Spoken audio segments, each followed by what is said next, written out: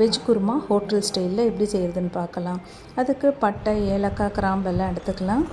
இஞ்சி பூண்டு ஒரே அளவு எடுத்துக்கணும். அதை ஒரு மிக்ஸி ஜாரில் போட்டு ஒரு 6 பல் போல் முந்திரி, 2 வெங்காயம், அரை ஸ்பூன் கசகசா, 1 ஸ்பூன் அளவுக்கு பெருஞ்சீரகம், 1 தக்காளி, அரை கப் அளவுக்கு துருவின தேங்காய், 3 பச்சை மிளகாய் எடுத்து நல்லா அரைச்சி வச்சுக்கலாம்.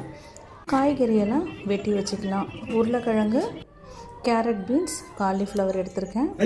ஒரு குக்கரில் எண்ணெயை காய வச்சுட்டு 1 ஸ்பூன் நெய் போட்டுக்கலாம். அதை எடுத்து வச்ச கரம் மசாலா போட்டு வாசனை வர வரைக்கும் வறுத்துக்கலாம். அதில் நறுக்கி வச்ச காய்கறி, ஊற வச்ச பட்டாணி எல்லாத்தையும் போட்டு நல்லா வதக்கிக்கலாம்.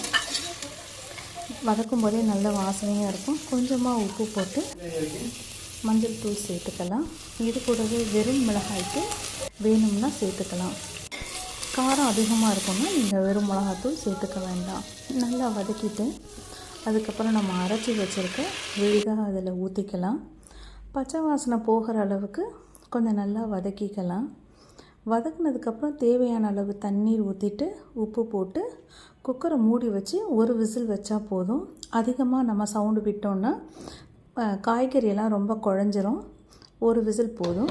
அதுக்கப்புறம் கொத்தமல்லி இலையை தூவி சர்வ் பண்ணலாம். சப்பாத்தி, பூரி, இட்லி, தோசை எல்லாத்துக்குமே நல்லாயிருக்கும். தேங்க்யூ ஃபார் வாட்சிங்.